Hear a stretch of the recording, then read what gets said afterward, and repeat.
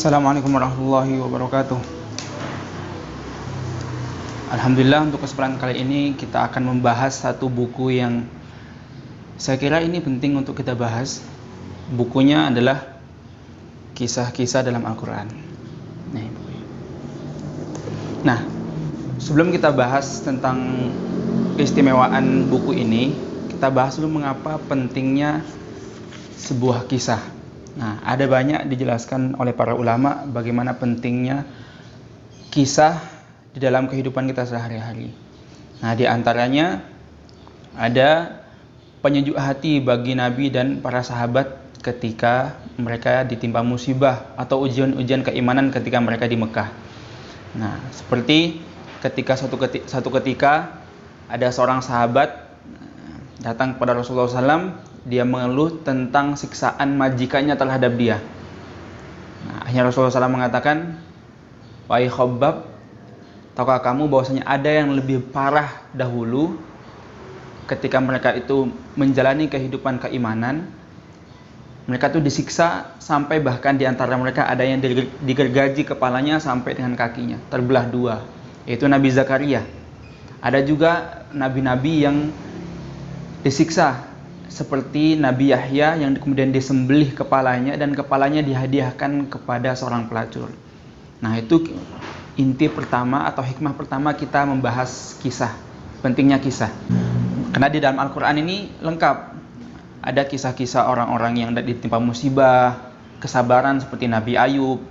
Juga ada kisah-kisah orang yang bersyukur seperti Nabi Sulaiman. Ada juga kisah-kisah orang-orang yang sombong seperti siapa? Qarun. Ada juga kisah orang yang jahat, Fir'aun, Namrud, dan lain sebagainya.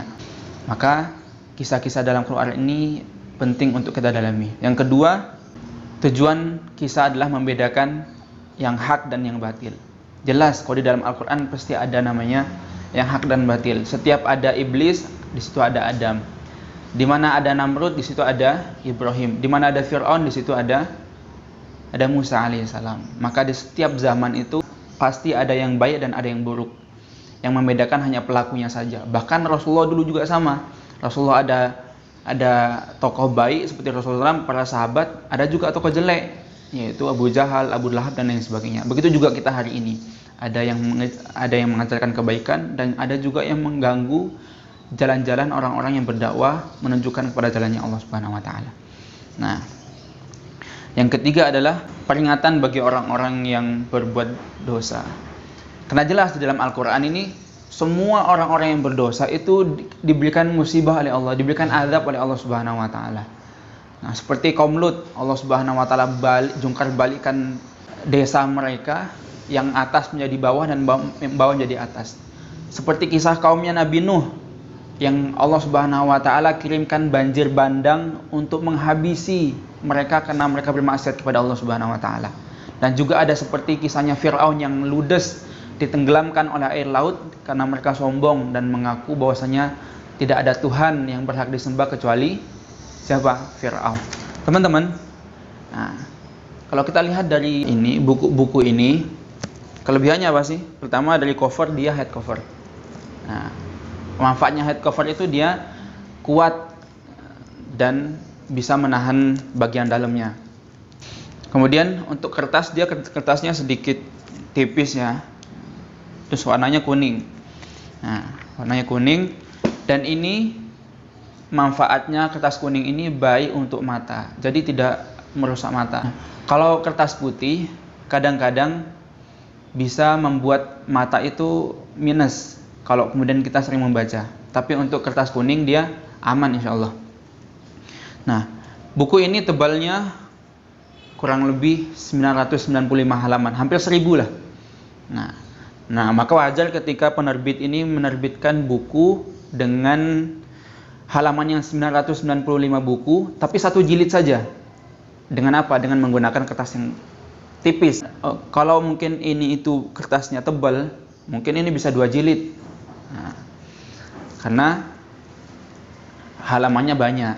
Di dalam buku ini ada 38 kisah di dalam Al-Quran, yang mana diawali dengan penciptaan alam semesta, Allah ciptakan bumi, Allah ciptakan langit, dan berakhir kisah ini di kisahnya pasukan bergajah yang dipimpin oleh Abraha untuk menyerang Ka'bah, yang ada di dalam surat Al-Fil, kita temukan di dalam juz 30. Nah, di dalam buku ini kita akan dihidangkan dengan berbagai macam kelebihan-kelebihan yang banyak. Nah, di antaranya adalah kisah-kisah yang menarik. Karena kisahnya para nabi dan kisah ini asli, tidak dibuat-buat, bukan seperti novel dan lain sebagainya. Ada di zaman dahulu. Kemudian di setiap kisah itu diselipkan oleh penulis hikmah-hikmah di antaranya. Seperti kisahnya Nabi Adam alaihissalam dan iblis. Kenapa Nabi Adam alaihissalam itu dilemparkan ke bumi? Apa sih salahnya? Ternyata hanya satu dosa saja, yaitu memakan makanan yang diharamkan oleh Allah Subhanahu wa taala. Apa hikmahnya? Nah, hikmahnya jangan kemudian gampang kita menelan satu hal yang membahayakan untuk diri kita ketika itu makanan itu haram. Nah, kemudian kisahnya, hikmahnya dari iblis itu dilemparkan ke dunia, dia dosanya cuma satu. Ketika dia menolak untuk bersujud kepada Allah Subhanahu wa taala ketika Allah perintahkan. Nah, maka hikmahnya adalah jangan gampang melalaikan salat. Iblis saja satu sujud membuat dia dihukum oleh Allah Subhanahu wa taala menjadi penduduk neraka, bagaimana dengan kita? Nah, di antara hikmahnya juga bahwasanya iblis dilemparkan ke dunia sebagai tempat hukuman karena dia merasa lebih baik. Maka hikmahnya adalah seorang muslim tidak boleh merasa lebih baik daripada yang lain. Makanya di dalam Al-Quran dan Sunnah kita diajarkan untuk merendahkan diri, namanya tawaddu, merasa diri berdosa, merasa diri kotor, dan merasa diri rendah, dan lain sebagainya. Banyak kisah-kisah di dalam buku ini yang mana kita tidak dapatkan di dalam pelajaran-pelajaran sekolah ataupun kajian-kajian umum. Di antaranya seperti kisahnya Nabi Ismail alaihissalam. Nabi Ismail kalau kita baca di dalam buku-buku pelajaran yang sudah kita pelajari di tingkat sekolahan SD, SMP, SMA, kita digiring untuk memahami bahwasanya Nabi Ismail ini disembelih ketika masih kecil. Padahal di dalam buku ini kita akan dapatkan bahwasanya kisahnya bukan seperti itu. Kisahnya Nabi Ismail alaihissalam itu disembelih ketika dia sudah dewasa.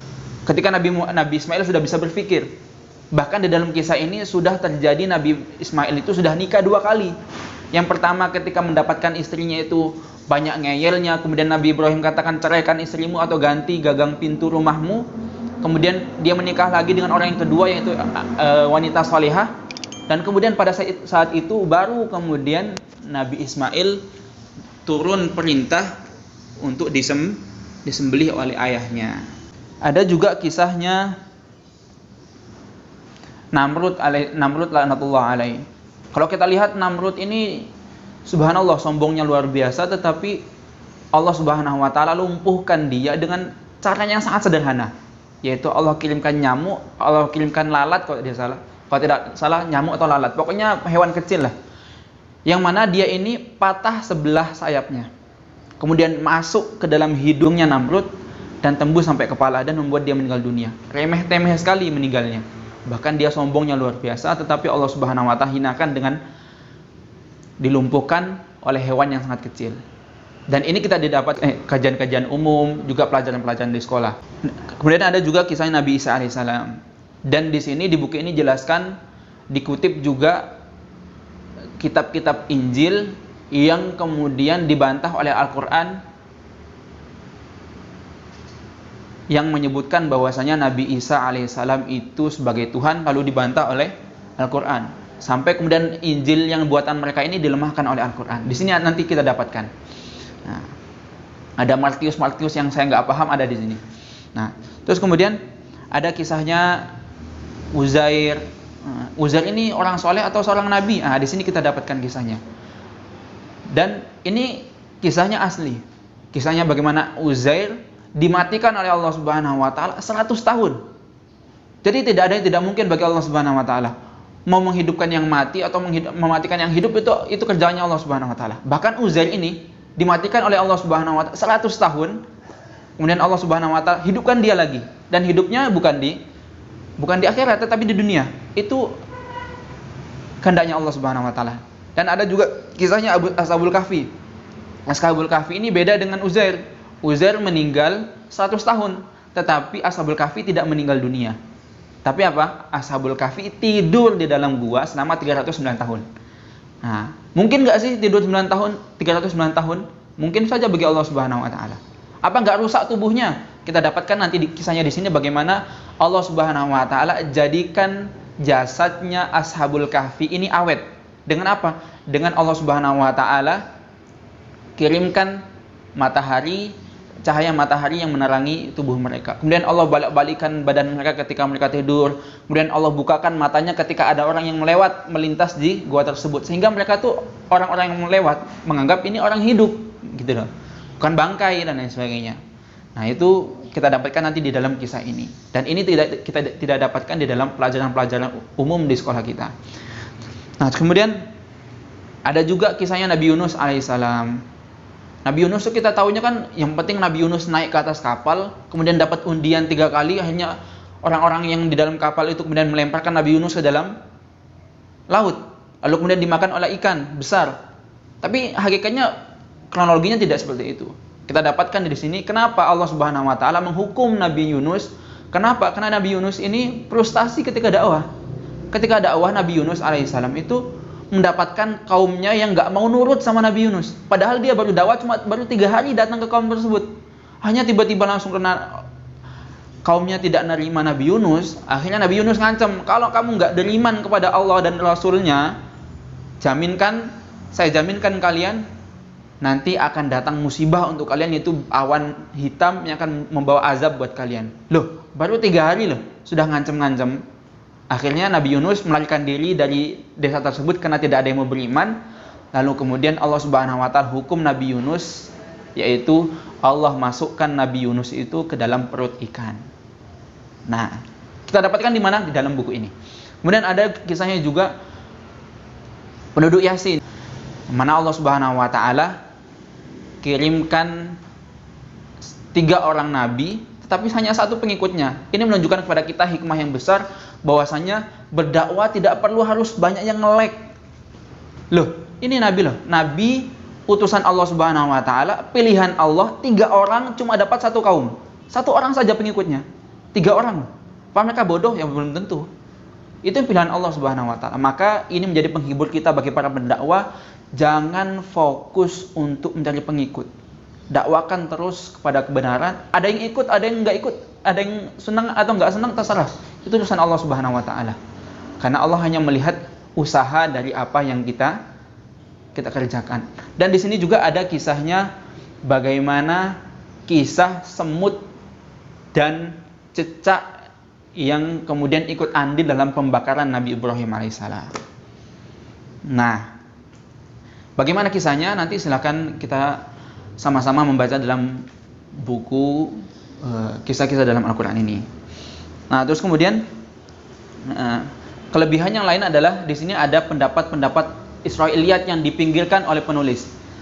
Apa itu Israiliyat? Israiliyat itu pendapat-pendapat Bani Israel yang kemudian menyebar di kalangan para sahabat dan ada sebagian orang menganggap ini hadis.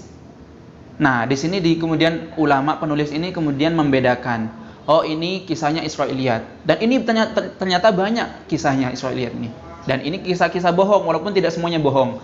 Bahkan ada juga penulis mengambil dari kisah Israiliyat yang sekiranya benar sesuai dengan Al-Quran dan As-Sunnah. Nah, di sini jadi sahih qasasul Quran, ada yang sahih, ada yang dhaif, ada yang kemudian ditolak mentah-mentah. Kemudian kelebihan yang lain dari buku ini adalah buku ini referensinya 50 buku yang sangat terkenal. Di antaranya adalah 9 kitab tafsir, kemudian 15 kitab hadis, 4 kitab sejarah, pokoknya 5 kitab hikmah, kemudian terdiri dari 8 kitabnya Ibnul Qayyim yang dimasukkan ke dalamnya, dan juga muridnya Ibnul Qayyim yaitu Ibnul Jauzi.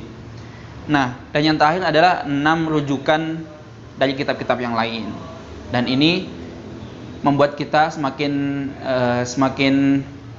bersemangatlah ketika membaca, karena ini betul-betul sahih dan tidak hanya bereferensi pada 1 buku, tidak patokan pada 1 buku, tetapi ada 50 buku yang bisa menjadi referensi supaya kita benar-benar yakin bahwasanya ini adalah kisah sebenarnya di dalam Al-Quran.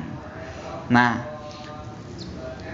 mungkin seperti itu yang bisa saya review untuk kali ini.